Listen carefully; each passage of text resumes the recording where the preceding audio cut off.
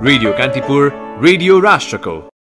आगामी पुस दोस्रो साता राष्ट्रिय सम्मेलन गर्ने माओवादी केन्द्रका अध्यक्ष पुष्पकमल दाहालको प्रस्ताव अर्को चुनावसम्म सत्ता गठबन्धन कायम राख्ने। पछिल्ला वर्षहरूमा नेपालमा विभिन्न कारणले बालबालिका बेपत्ता हुने क्रम बढेको सरकारी तथ्याङ्क नियन्त्रणका लागि प्रभावकारी संयन्त्र बन्न सकेन। नेपालमा सक्रिय संक्रमितको संख्या बढ्दै पछिल्लो 24 घण्टामा 2624 जनामा कोरोना संक्रमण पुष्टि। अफगानिस्तानमा जारी हिंसा नियन्त्रण बाहिर गएकाले तत्काल गम्भीर वार्ताको पहल गर्न राष्ट्रसङ्घको आग्रह। विस्थापित भएका मध्ये 20,000 मानिसलाई शरण दिने क्यानाडाको घोषणा। र इङ्ग्लिस प्रिमियर लिग फुटबलको नयाँ सिजनको दोस्रो दिनको पहिलो खेलमा अहिले म्यानचेस्टर र लिड्स युनाइटेड भिड्दै आजै अन्य 6 खेल हुने। नमस्कार, कान्तिपुर डायरीका साथमा साथी बासु र म पार्वता। समाचार अब विस्तारमा। नेकपा माओवादी केन्द्रका अध्यक्ष पुष्पकमल दाहालले आगामी पुस दोस्रो साता गर्ने गरी राष्ट्रिय सम्मेलनको प्रस्ताव गर्नु भएको छ। तत्कालीन नेकपा विभाजनपछि पार्टीको पुनर्जीवनका योजना ल्याउने तयारीमा जुटेका अध्यक्ष दाहालले आज शुरू भएको केन्द्रीय कमिटिको बैठकमा आगामी पुस 11, 12 र 13 गते राष्ट्रिय सम्मेलनको मिति प्रस्ताव गर्नु भएको हो। अध्यक्ष दाहालले केन्द्रीय कमिटी बैठकमा राजनीतिक र संगठनात्मक प्रतिवेदन, विधान संशोधन प्रस्ताव र राष्ट्रिय सम्मेलनको प्रस्ताव राखेको प्रवक्ता नारायणकाजी श्रेष्ठले जानकारी दिनुभयो। सांगठनिक एजेन्डा प्रस्तुत गरेको छ। त्यसमा मुख्यतः अहिले हाम्रो कार्यविभाजन हुनेछ। अनि प्रदेशको विभागहरूको र आवश्यक कार्यविभाजनहरू अन्यत्र पनि गरिन्छ। हामीले राष्ट्रिय सम्मेलन गर्ने प्रस्तावित गरेका छौँ। निर्णय त यो केन्द्रीय कमिटीको बैठकले अन्तिमसम्ममा गर्दा निर्णय गर्नेछ। र अहिले हाम्रो चाहिँ 4 महिने संगठनात्मक सुदृढीकरणको अभियान प्रस्तुत गरेका छौँ। त्यो अभियानले पुस 11, 12, 13 गते राष्ट्रिय सम्मेलन गर्ने प्रस्तावित गरे। यस्तै दाहालले 4 महिने संगठनात्मक अभियान सञ्चालन गर्ने प्रस्ताव समेत अघि सार्नु भएको छ। केन्द्रीय कमिटी बैठकमा पेश गरिएको राजनीतिक प्रतिवेदन र विधान संशोधन प्रस्ताव लगायतका विषयमा छलफल गर्न केन्द्रीय सदस्यहरूलाई 8 समूहमा विभाजन गरिएको माओवादी केन्द्रले जनाएको छ। केन्द्रीय सदस्यहरूको समूहगत छलफलपछि भोलि बिहान 11 बजे बस्ने बैठकमा थप परामर्शपछि निष्कर्षमा पुग्ने प्रवक्ता श्रेष्ठले जानकारी दिनुभयो। यसैबीच अध्यक्ष दाहालले अहिलेको सत्ता गठबन्धनलाई आगामी निर्वाचनसम्म कायम राख्ने प्रस्ताव अघि सार्नु भएको छ। केन्द्रीय समिति बैठकमा पेश भएको प्रतिवेदनमा दाहालले लोकतान्त्रिक संविधान र राष्ट्रियताको रक्षा तथा आर्थिक समृद्धि र स्थायित्वका लागि गठबन्धन बनेको उल्लेख गर्नु भएको छ। यस्तै कोभिड नियन्त्रण तथा जनताको जीवन स्तरमा सुधार गरी मुलुकमा सुशासन स्थापना गर्ने गठबन्धन सरकारको प्राथमिकता भएको उहाँको भनाइ छ। दाहालले अहिले चौतर्फी बहस भइरहेको अमेरिकी सहयोगको मिलेनियम च्यालेन्ज कर्पोरेसन एमसीसी बारे स्पष्ट रूपमा उल्लेख गर्नु भएको छैन। प्रतिवेदनमा भनिएको छ एमसीसी लिपुले कालापानी र लिम्पियाधुराको प्रश्नलाई पार्टीको घोषित नीति अनुसार कूटनीतिक संवादका माध्यमबाट हल गर्न प्रयत्न गरिनेछ। प्रतिवेदनमा दाहालले विपक्षी एमाले अध्यक्ष केपी शर्मा ओलीको चर्को आलोचना गर्दै नेकपा विभाजनको दोष ओलीलाई नै लगाउनु भएको छ। कान्तिपुर डायरीमा अब कान्तिपुर सविस्तार। कान्तिपुर सविस्तार। पछिल्ला वर्षहरूमा नेपालमा विभिन्न कारणले बालबालिका बेपत्ता हुने क्रम बढेको सरकारी तथ्याङ्कले देखाएको छ। वर्षौंदेखि बालबालिका हराउने क्रम बढ्दै गए पनि यसबारे प्रभावकारी अनुसन्धान भने हुन सकेको देखिँदैन। स्थानीय तहसम्म बालबालिका खोज तलास सेवा विस्तार नहुनु तथा सीमापार पुगेका बालबालिकाको खोजीका लागि समन्वयकारी निकाय नहुनु जस्ता समस्या छन्। तर ती समस्या समाधान गर्न राज्यले ठोस कदम चाल्न सकेको छैन। पछिल्लो 3 वर्षको सरकारी तथ्याङ्क हेर्ने हो भने नेपालमा बेपत्ता हुने बालबालिकाको संख्या क्रमशः बढ्दै गएको देखिन्छ। आर्थिक वर्ष 2074-75 मा 2330 जना, 2075-76 मा 3422 जना तथा 2077-78 को असार मसान्तसम्ममा 3658 जना बालबालिका बेपत्ता भएको राष्ट्रिय बाल अधिकार परिषदको तथ्याङ्क छ। आर्थिक वर्ष 2075-76 मा हराएका मध्ये 2540 र गत आर्थिक वर्षमा हराएका मध्ये 3009 जना बालबालिका भेटिएका छन्। बेपत्ता भएका बाँकी 649 जनाको भने खोजी भइरहेको छ। प्रहरीको तथ्याङ्क अनुसार दैनिक 10 जना बालबालिका हराउने गरेका छन्। प्रहरीका अनुसार हराएका बालबालिका भेटिएपछि पनि परिवारले जानकारी नगराउँदा बेपत्ता भएका भनिएका बालबालिकाको वास्तविक तथ्याङ्क समेत उपलब्ध नहुने समस्या छ। नेपाल प्रहरीका एआइजी विश्वराज पोखरेल, हाम्रो प्रवृत्ति कस्तो रह्यो भनेदेखि व्यक्ति हरायो सूचना चाहिँ दिने, तर फेला पर्यो भनेर सूचना चाहिँ नदिने, त्यो सबैभन्दा ठूलो समस्या छ। त्यसले गर्दा हाम्रो हराएको रेकर्डमा चाहिँ दिनदिनै थपिँदै जान्छ, भेटेको रेकर्ड चाहिँ कम हुन्छ। हराउने बालबालिका मध्ये सबैभन्दा बढी 15 देखि 18 वर्ष उमेर समूहका छन्। आर्थिक वर्ष 2074-75 मा 15 देखि 18 वर्ष उमेर समूहका 1242 जना र 2075-76 मा यो संख्या बढेर 2087 जना पुगेको सरकारी तथ्याङ्क छ। सो उमेर समूहका बालबालिका किन यति ठूलो संख्यामा हराइरहेका छन् भन्ने विषयमा भने अध्ययन हुन सकेको छैन। हराएका, बेचबिखनमा परेका तथा सडक बालबालिकाको उद्धार, संरक्षण तथा व्यवस्थापनको संयन्त्र अहिलेसम्म बन्न नसकेको सरकारी अधिकारीहरू नै स्वीकार छन्। प्रदेश तहमा गर्ने भनिएको बालबालिका खोज तलास सेवा विस्तार स्रोत अभावका कारण हुन नसकेको बताउँछन् राष्ट्रिय बाल अधिकार परिषदका कार्यकारी निर्देशक मिलन धरेल। यो आर्थिक वर्ष 78-79 को कार्यक्रममा सातै प्रदेशमा बालबालिका खोज तलास सेवा केन्द्रलाई विस्तार गर्ने माइलस्टोन कार्यक्रमको रूपमा रहेको म निवेदन गर्न चाहन्छु। नेपाल प्रहरीसँग हाम्रो एक दुई पटक हाम्रो यो विषयमा छलफल पनि भइसकेको छ र प्रहरीका तर्फबाट आवश्यक जनशक्ति परिचालन गर्ने प्रतिबद्धता पनि उहाँहरूले गरिसक्नु भएको छ। अब समस्या चाहिँ हामीकै छ, किनभने हामी कहाँ चाहिँ त्यो सातै प्रदेशमा जाने दरबन्दी स्वीकृति नभइसकेको अवस्था भएको कारणले गर्दाखेरि त्यो किसिमको व्यवस्थापन र बजेट स्रोत विनियोजन त्यो ढङ्गले नभएकोले गर्न सकिएको अवस्था छैन। हराएका मध्ये कतिपय बालबालिका भारतका विभिन्न स्थानमा फेला पर्ने गरेका छन्। खास गरी किशोरी र बालबालिकालाई मनोरञ्जनात्मक क्षेत्रमा काम दिने प्रलोभनमा लुकाई छिपाई भारत पुर्याएको पाइएको छ। कतिपय बालबालिका बेवारिसी अवस्थामा फेला पर्छन्। बेवारिसी बनेका बालबालिका र हराएपछि फेला परेकालाई उनीहरूको परिवारको पहिचान गरी पुनर्मिलन गराउने तथा पहिचान नभएकालाई सुधार गृहमा पठाउने गरिएको बताउँछन् पुनः एआइजी पोखरेल। खोज्ने क्रममा पनि हाम्रो जारी छ, तर रिजल्ट पनि आइनसकेको अवस्थाका केही घटनाहरू छन्। त त्यो घटना हुनुको अर्थ प्रहरीले खोजेको छैन, राज्यले हेरेको छैन भन्न चाहिँ अलि नमिल्ने अवस्था छ। तर हराउने पनि भिन्न भिन्न ढङ्गको छ। मृत्यु त मृत्यु नै भइहाल्यो हजुरको। जस्तो बालबालिका आयो भने सडक बालबालिका, परिवारलाई थाहा छैन सडकमा छ, उनीहरूले रिपोर्ट गर्दा प्रहरीलाई हरायो भनेर भनेको छ। प्रहरीले त्यसको उद्धार गरेर फेरि सकेसम्म परिवारलाई बुझाएको छ, नसकेकोलाई फेरि सेल्टर हाउसमा पठाएको छ। काहीँ न काहीँ उसलाई व्यवस्था गरिदिएको छ प्रहरीले। नेपालबाट हराएका अधिकांश बालबालिकालाई भारतमा पुर्याइने गरेको पाइएको छ। कतिपय बालबालिका दुर्घटनामा पर्ने तथा केहीको मृत्यु हुने गरेको छ। नेपाल भारत सीमा पार बाल संरक्षण तथा बालबालिकाको स्वदेश फिर्तीको लागि स्पष्ट निर्देशिका नहुँदा चुनौती थपिएको बताउँछन् परिषदका कार्यकारी निर्देशक धरेल। लार्जली बालबालिकाहरू सीमा पार पुर्याइने गरेको हामीले पाएका छौँ। सीमा पार पुगिसकेपछि चाहिँ त्यो व्यवस्थापन गर्न अलिक कठिन हुने स्थिति छ, किनभने हाम्रो देश र भारतको बीचमा चाहिँ त्यो किसिमको सहकारी सम्बन्धी कुनै प्रोटोकल अहिलेसम्म छैन र यो विषयमा अहिले कमसेकम स्वदेश फिर्ती सहजीकरण निर्देशिका बनाएर भारतमा फेला परेका नेपाली भनेर किटान भएका बालबालिकाहरूलाई तत्काल स्वदेश फिर्तीका निम्ति पहल सुरु गर्ने भनेर गरेका छौँ। यो सहजीकरण निर्देशिका बनिसकेपछि चाहिँ हामीलाई धेरै हदसम्म सजिलो हुन्छ। अब यो प्रक्रियामा हामीलाई केही अप्ठ्याराहरू चाहिँ छन्। नियमावली अहिलेसम्म पनि हामी कहाँ आउन नसक्नु एकदमै ठुलो समस्या भएको छ। बालबालिका हराउने र बेपत्ता हुने क्रम बढे पनि त्यसलाई न्यूनीकरण गर्न चाहिने एकीकृत बाल संरक्षण कार्यविधि मस्यौदा अनुमोदन समेत हुन सकेको छैन। एकातिर बाल संरक्षणका लागि संयन्त्र निर्माण हुन नसक्दा समस्या बल्झिँदै गएको छ भने अर्कोतिर हराएपछि भेटिएका बालबालिकाको पुनर्स्थापना र परिवारसँग पुनर्मिलन गर्न कठिनाई भइरहेको पाइन्छ। त्यसैले राज्यले विपन्न परिवार र समुदायको आर्थिक अवस्था हेरेर सामाजिक सुरक्षा, आय र जीविकोपार्जन सहज बनाएर बालबालिकाको संरक्षणका लागि प्रभावकारी कदम चाल्न जरुरी छ। रेडियो कान्तिपुरका लागि सूरज राजथला। कान्तिपुर सविस्तार।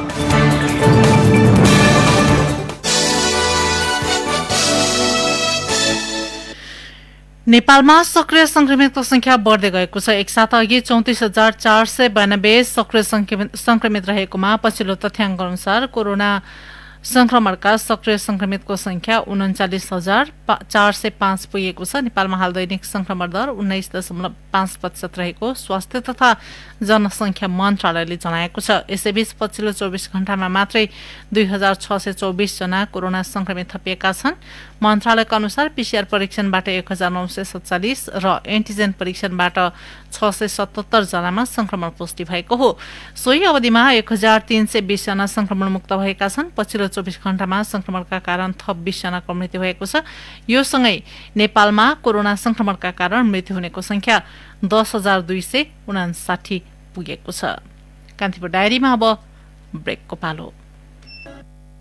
कान्तिपुर डायरीमा अब बाँकी प्रसंग। नेपाली कांग्रेस केन्द्रीय कार्यसमिति बैठकमा नेताहरूको आफ्नै अडानका कारण मुख्य कार्यसूचीले प्रवेश पाउन सकेको छैन। बुढानीलकण्ठ स्थित सभापति शेरबहादुर देउवा निवासमा 3 दिनदेखि जारी केन्द्रीय कार्यसमिति बैठकमा नेताहरूले आफ्नो अडान कायम राख्दा क्रियाशील सदस्यता विवाद, महाधिवेशन कार्यतालिका हेरफेर, निर्वाचन निर्देशिका लगायतका विषयमा छलफलमा पेश हुन नसकेको हो। सबै नेताहरूले बोल्ने क्रम सकिएपछि सभापति शेरबहादुर देउवाले महाधिवेशनको मिति हेरफेरको प्रस्ताव गर्ने तयारी भएको सह महामन्त्री प्रकाश महतले बताउनु भयो। बैठकमा आज बोल्ने अधिकांश सदस्यहरूले 14औं महाधिवेशनको सुनिश्चितताको माग गरेका छन्। निर्धारित समयमा महाधिवेशन नहुने भएपछि वैधानिकता गुमाउने अवस्थामा पुगेको कांग्रेसमा महाधिवेशनको नयाँ मिति घोषणाको विषयलाई लिएर विवाद बढेको छ। स्थानीय तहको अधिवेशन स्थगित भइसकेको छ भने महाधिवेशनसँग सम्बन्धित अन्य गतिविधि समेत प्रभावित भएको छ।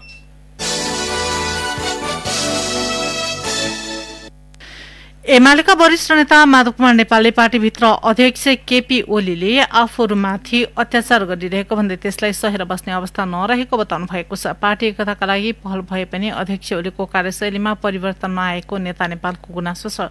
काठमाडौँमा आज आयोजित कार्यक्रममा बोल्दै नेता नेपालले भन्नुभयो, अध्यक्ष ओलीको व्यवहार सुधार भएको कुनै लक्षण देख्नु भएको छ। माधव नेपाल जस्तालाई पार्टीमा ठाउँ छैन भन्दै हुनुहुन्छ। आजै काठमाडौँमा आयोजित अर्को कार्यक्रममा नेता नेपालले पार्टीभित्र व्यक्तिगत स्वार्थका लागि संगठन र सिद्धान्त प्रयोग भइरहेको गुनासो गर्नुभयो। जब व्यक्तिवाद हावी भइसकेपछि उसको व्यक्तिगत सबै समस्या खडा गर्छ र पार्टीलाई र आन्दोलनलाई एकदम ठुलो फड्कारोमा पुर्याउँछ। अहिलेको सन्दर्भ भनेको मलाई लाग्दछ दुईटै पार्टी विचारका विभिन्न पक्षहरूमा देखा परेका विचलनका पक्षहरू, यथार्थसँग मेल नखाने विचार ग्रहण गर्ने कुराहरू, अहिलेको समाजका रूपान्तरणको निम्ति उपयोगी हुन सक्ने खालका विचारमा बग्ने कुराहरू, अर्को भनेको आफ्नो स्वार्थमा निम्ति पार्टी संगठन सिद्धान्तहरूको प्रयोग गर्ने। पार्टीको आन्तरिक विवाद मिलाउने प्रयास भए पनि नेताहरू बीच सहमति हुन नसकिरहेका बेला एमालेका नेताहरूले सार्वजनिक रूपमा आरोप प्रत्यारोप गरिरहेका छन्।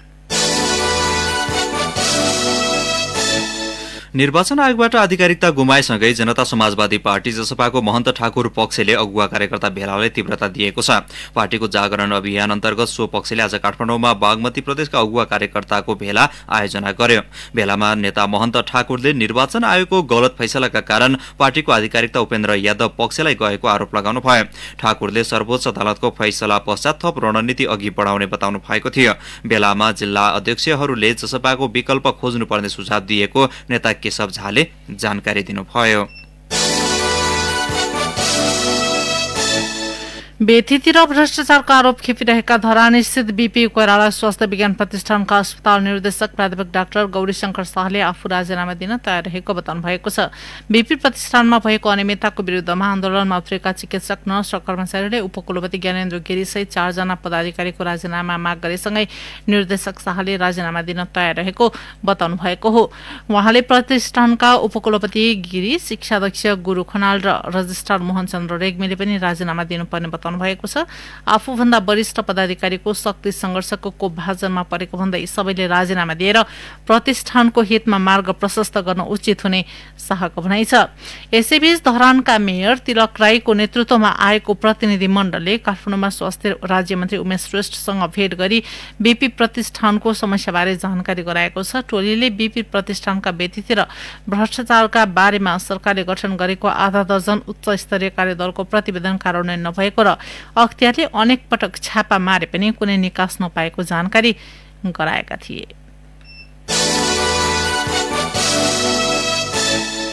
सत्तारूढ नेपाली कांग्रेसका केन्द्रीय सदस्यहरूले अफगानिस्तानमा जारी द्वन्द्वका कारण जोखिममा परेका नेपालीको सुरक्षा तथा उद्धारका लागि पहल गर्न सरकारको ध्यानाकर्षण गराएका छन्। अन्य देशले अफगानिस्तानमा रहेका आफ्ना नागरिकलाई फिर्ता ल्याउन पहल गरे पनि नेपाल सरकारले श्रमका लागि त्यहाँ पुगेका नेपालीबारे चासो नदिएको भन्दै प्रधानमन्त्री एवं पार्टी सभापति शेरबहादुर देउवाको ध्यानाकर्षण गराएका हुन्। कांग्रेस केन्द्रीय कार्यसमितिको बैठकमा बोल्दै उनीहरूले अफगानिस्तानमा रहेका नेपालीको उद्धारका लागि पहल गर्न आग्रह गरेको प्रवक्ता विश्वप्रकाश शर्माले जानकारी दिनुभयो। यस्तै कांग्रेसका केन्द्रीय सदस्यहरूले समान सुविधाको माग गर्दै बेलायतमा अनसन बसिरहेका पूर्व गोर्खा सैनिकहरूको माग सम्बोधनको पहल गर्न समेत आग्रह गरेका छन्। अब केही समाचार संक्षेपमा। लुम्बिनी प्रदेशसभाको 9औं अधिवेशन आगामी भदौ 1 गते शुरू हुने भएको छ। प्रदेश मन्त्री परिषद बैठकले हिजो प्रदेश प्रमुख अमित शेरचन समक्ष अधिवेशन आह्वान गर्न सिफारिस गरेको थियो। वरिष्ठ धानबाली विशेषज्ञ भोलामान सिंह बस्नेतको 71 वर्षको उमेरमा आज निधन भएको छ। कोभिड-19 संक्रमित बस्नेतको उपचारका क्रममा आज बिहान निधन भएको हो। ज्यान मार्ने उद्योगमा विगत 50 वर्षदेखि फरार प्रतिवादी धादिङ चैनपुरका 75 वर्षीय हुतराज छतकुलीलाई प्रहरीले चितवनबाट पक्राउ गरेको छ। छतकुलीले स्थानीय टंकनाथ नहर्कीलाई 2026 साल माघ 10 गते खुकुरी प्रहार गरी सक्त घाइते बनाएका थिए। र चितवनको भरतपुर विमानस्थलको विशिष्ट कक्षमा आगलागी हुँदा केही उपकरण र फर्निचर जलेर नष्ट भएको छ। कान्तिपुर डायरीमा अब पाँचथर डायरीको पालो। पाँचथर डायरीबाट लक्ष्मी गौतमको नमस्कार। पाँचथरको प्राङबुङ फालोट सडक खण्ड जीर्ण हुँदा यात्रु कष्टकर यात्रा गर्न बाध्य छन्। 2031 सालमै निर्माण गरिएको यो सडकमा अझैसम्म गाडी चढ्ने यात्रुले पहिरो पन्साउन अत्यावश्यक औजार लिएर हिँड्नुपर्ने बाध्यता छ। सडकको स्तरोन्नतिका लागि तिनै तहका सरकारले वास्ता नगर्दा निर्माण भएको 5 दशक पुग्दासम्म सडकको हालत उस्तै छ। फालेलुङ गाउँपालिका स्थित साबिक प्राङबुङ, मेमिङ र सिदिन गाविसमा उत्पादित वस्तु भारतका बजारसम्म निर्यात गर्दै दैनिक उपभोग्य वस्तु आयात गरेर स्थानीयको दैनिकी सहज बनाउने उद्देश्यले तत्कालीन प्रधान पञ्च हेमबहादुर थामसुहाङको अगुवाईमा 2031 सालमा यो सडक खनिएको थियो, जबकि सदरमुकाम फिदिममा 2040 सालमा मात्रै सडक सञ्जालले जोडेको हो। कोरोना संक्रमण बढेसँगै लगाइएको निषेधाज्ञाका कारण पाँचथरका विभिन्न स्थानमा सञ्चालित डेरीबाट उत्पादित घिउ र चीज बिक्री नहुँदा खेर जाने अवस्थामा पुगेको छ। पाँचथर सहित प्रदेश 1 मा उत्पादन भएका दुधजन्य वस्तुको बजार काठमाडौँ, पोखरा, नेपालगञ्ज, बुटवल जस्ता ठूला शहरहरू हुन्। अधिकांश स्थानमा वैशाख यता जारी गरिएका निषेधाज्ञाका कारण यस क्षेत्रमा उत्पादित दुधजन्य पदार्थ निर्यात ठप्प भएको दुग्ध व्यवसायी खगेन्द्र मिश्रको भनाइ छ। निषेधाज्ञा जारी राखिए पनि पाँचथरमा कोरोना संक्रमण दर अझै घटेको छैन। निषेधाज्ञा कार्यान्वयन कडाई नहुँदा संक्रमणको चेन ब्रेक हुन नसकेको भन्दै व्यवसायी स्वयंले असन्तुष्टि जनाउन थालेका छन्। जिल्लामा पछिल्लो समय परीक्षणको आधा भन्दा धेरैमा कोरोना संक्रमण पुष्टि भइरहेको छ। वैशाख 27 गतेदेखि विभिन्न चरणमा 13 पटक डिसिसिएमसीले निषेधाज्ञा थप गर्दै आए पनि निर्णय कार्यान्वयन भए नभएको, अनुगमन नगर्दा बजार, वित्तीय संस्था र सार्वजनिक स्थलमा भिडभाड बढेको भन्दै स्थानीयले 2 सातासम्म पूर्ण लकडाउन गर्न भन्दै स्थानीय प्रशासनलाई ज्ञापन पत्र बुझाएका छन्। पाँचथर अस्पतालमा कोभिडका बिरामीको राम्रो रेखदेखका साथै खानपान, निशुल्क र कम खर्चमा उपचार हुने थाहा पाएपछि बाहिरी जिल्लाबाट पनि बिरामी उपचारका लागि आउन थालेका छन्। झापा र मोरङ जिल्लाका अस्पतालका लागि रेफर गरिएका बिरामी ती अस्पताल छोडेर पाँचथर जिल्ला अस्पताल आउन थालेका हुन्। हवस् त पाँचथर डायरी आजलाई यति नै। लक्ष्मी गौतम बिदा हुन्छु, नमस्कार। जिल्ला डायरीपछि कान्तिपुर डायरीमा पुनः ब्रेकको पालो। कान्तिपुर डायरीमा अब आर्थिक प्रसंग। अर्थमन्त्री जनार्दन शर्माले उत्पादन केन्द्रित अर्थतन्त्र निर्माणका लागि गुणात्मक प्रयत्न गर्न निजी क्षेत्रलाई आग्रह गर्नुभएको छ। नेपाल उद्योग वाणिज्य संघको दोस्रो वार्षिक साधारण सभालाई भर्चुअल रूपमा सम्बोधन गर्दै उहाँले उत्पादन वृद्धि गरी आयात प्रतिस्थापनका लागि गुणात्मक प्रयत्न जरुरी रहेको बताउनुभयो। निर्यातमुखी अर्थतन्त्र निर्माणका लागि उत्पादन वृद्धि गर्नु अपरिहार्य रहेको भन्दै उहाँले निजी क्षेत्रको सहयोगको आवश्यकता ल्याउनुभयो। नेपाल उद्योग वाणिज्य महासंघका अध्यक्ष शेखर गोल्छाले सरकारले सार्वजनिक गरेको मौद्रिक नीतिले कोभिड पछिको पुनरुत्थान तथा साना एवं मझौला उद्यमको विस्तारमा विशेष ध्यान दिएको भन्दै त्यो सकारात्मक भएको टिप्पणी गर्नुभयो।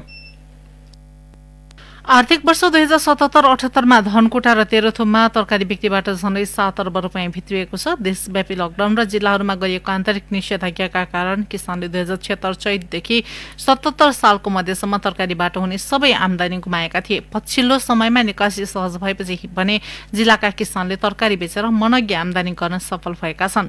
धनकुटाबाट सहकर्मी विनोद घिमिरेको रिपोर्ट। धनकुटा र तेह्रथुम ताजा तरकारी उत्पादन र बिक्रीका लागि पूर्वकै अग्रणी जिल्ला हुन्। यहाँ फागुनदेखि असोजसम्म तरकारी उत्पादन र निकासीको मुख्य सिजन चल्छ। कोरोना महामारीको पहिलो लहर नियन्त्रणका लागि गरिएको देशव्यापी लकडाउन र जिल्लाहरूमा लगाइएको आन्तरिक निषेधाज्ञाका कारण त्यसबेला धनकुटा र तेह्रथुममा उत्पादित तरकारी बाहिरी जिल्लामा निकासी हुन सकेन। मुख्य सिजनमै तरकारी निकासी ठप्प जस्तै भयो। उत्पादित तरकारी बारीमै कुहिँदा यहाँका 15,000 भन्दा बढी किसानले तरकारीबाट हुने आमदानी गुमाएका थिए। तर गएको आर्थिक वर्षको मध्य र अन्त्यमा भने यहाँका किसानले तरकारी बिक्रीबाट मनग्य आमदानी गर्न सफल भएका छन्। निकासी सहज भएपछि आलु, फूलकोपी, बन्दा, कोलभेडा, मटर कोसा, साग, भेडे खोर्सानी लगायत तरकारी किसानले बारीबाटै प्रति किलो न्यूनतम 35 देखि 100 रुपैयाँसम्ममा बिक्री गर्न सफल भएका छन्। धनकुटाको छतरजोरपाटी गाउँपालिकाका किसान नवीन भुजेल, यो कोभिडलाई पनि छल्दै हरेक गर्दै तपाईको यसपालि पोहोरको तुलनामा चाहिँ अत्यन्तै कृषकहरू उत्साहपूर्वक बिक्री भइरहेको छ। जति पनि उत्पादन भएको तरकारीहरू चाहिँ खेर गएको छैन र पोहोरको तुलनामा अलिक राम्रोसँग बिक्री भएको चाहिँ हामीले अनुमान गरेका छौँ। काउली, बन्दाकोपी, गोलभेडा, आलु, मटर कोसा, खुर्सानी र साग धनकुटा र तेह्रथुमबाट निकासी हुने मुख्य तरकारी बाली हुन्। यहाँ उत्पादित तरकारी सुनसरी, झापा र मोरङ सहित पूर्वी तराईका जिल्लामा जाने गरेको छ। यसका अलावा गएको वर्ष झापाको पानीटंकी नाकाबाट उल्लेख्य परिमाणमा बन्दाकोपी लगायत ताजा तरकारी भारत निकासी भएको छ। क्वारेन्टाइन कार्यालय झापाका बाली संरक्षण अधिकृत देवेन्द्र साहु, जानेका अब नेपालको तरकारीमा के अहिले बन्दा एकदम बढी छ, त्यस्तै डोलबाट पनि निर्यात भइरहेको छु। त्यस्तै अरू तरकारीमा चाहिँ मुलाहरू पनि निर्यात भइरहेको छ। कृषि ज्ञान केन्द्र धनकुटाका अनुसार गएको आर्थिक वर्ष 2077-78 मा धनकुटा र तेह्रथुमबाट करिब 1,46,000 मेट्रिक टन तरकारी निकासी हुँदा झण्डै 3 अर्ब 65 करोड रुपैयाँ प्राप्त भएको छ। किसान, तरकारी संकलन केन्द्र, सहकारी र व्यापारीहरू भने यहाँको तरकारी उत्पादन र निकासी परिमाण सरकारी तथ्याङ्कको दोब्बर रहेको बताउँछन्, किनकि सरकारले निर्धारण गर्ने कृषि उपजको मूल्य बजार भाव भन्दा आधा कम हुने गरेको छ। निकासीको तथ्याङ्क पनि व्यापारीहरूले लुकाएर मात्रै सरकारी निकायलाई दिने गरेको पाइएको छ। यसलाई मान्ने हो भने गएको वर्ष तेह्रथुम र धनकुटामा तरकारीबाट मात्रै झण्डै 7 अर्ब 26 करोड रुपैयाँ रकम भित्रिएको छ। रेडियो कान्तिपुरका लागि विनोद घिमिरे, धनकुटा। अब अन्तर्राष्ट्रिय प्रसंग। संयुक्त राष्ट्र संघका प्रमुख एन्टोनियो गुटेरेसले अफगानिस्तानमा जारी हिंसा नियन्त्रण बाहिर गएको भन्दै तत्काल गम्भीर वार्ताको पहल गर्नुपर्ने बताउनु भएको छ। अफगानिस्तानमा तालिबानी विद्रोहीले एकपछि अर्को गर्दै मुख्य शहरहरूमा कब्जा गर्न थालेपछि गुटेरेसले चिन्ता व्यक्त गर्दै अफगानिस्तानमा जारी गृहयुद्ध अन्त्यका लागि तत्काल गम्भीर वार्ता आवश्यक रहेको बताउनु भएको हो। विशेष गरी पछिल्लो केही दिन यता तालिबानी विद्रोहीले महिला र पत्रकारहरूलाई मुख्य निशाना बनाउँदै गएको प्रति ध्यानाकर्षण भएको भन्दै उहाँले यसले गम्भीर संकट निम्ति आएको बताउनु भएको अल जजिराले उल्लेख गरेको छ। यसअघि हिजो उहाँले अफगानिस्तानका नागरिकको जीवन रक्षाका लागि अफगान सीमा आसपासका छिमेकी राष्ट्रहरूलाई सीमा खुल्ला राख्न आग्रह गर्नु भएको थियो। यसैबीच क्यानाडाले अफगानिस्तानमा जारी पछिल्लो हिंसाका कारण विस्थापित भएका मध्ये 20,000 मानिसलाई शरण दिने घोषणा गरेको छ। प्रधानमन्त्री जस्टिन ट्रुडोले अफगानिस्तानका जनताको जीवन रक्षाका लागि क्यानाडा ऐक्यबद्ध रहेको बताउनु भएको छ।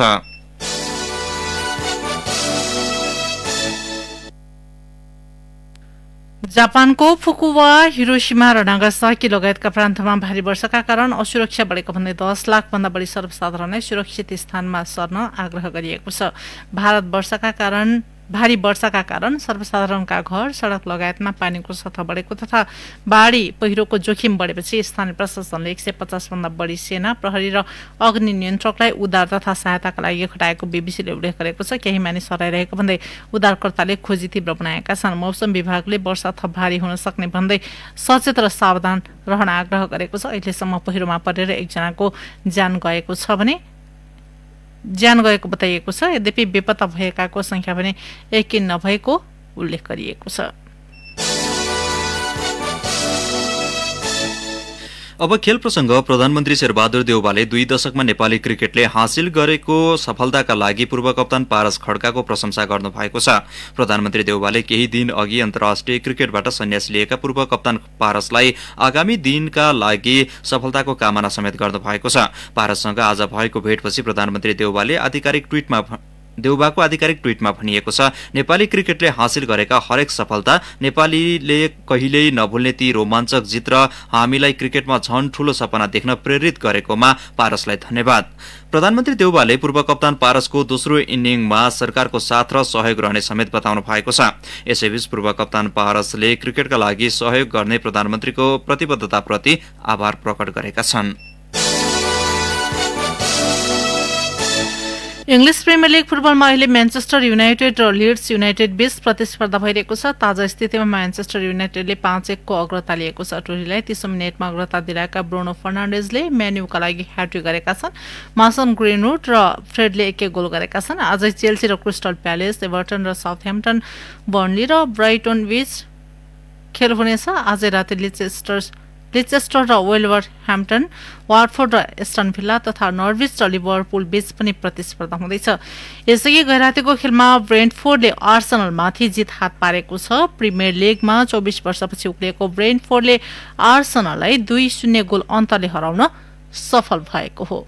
हवस् त यिनै प्रसङ्गसँगै कान्तिपुर डायरीको यो बुलेटिन यही सकिन्छ।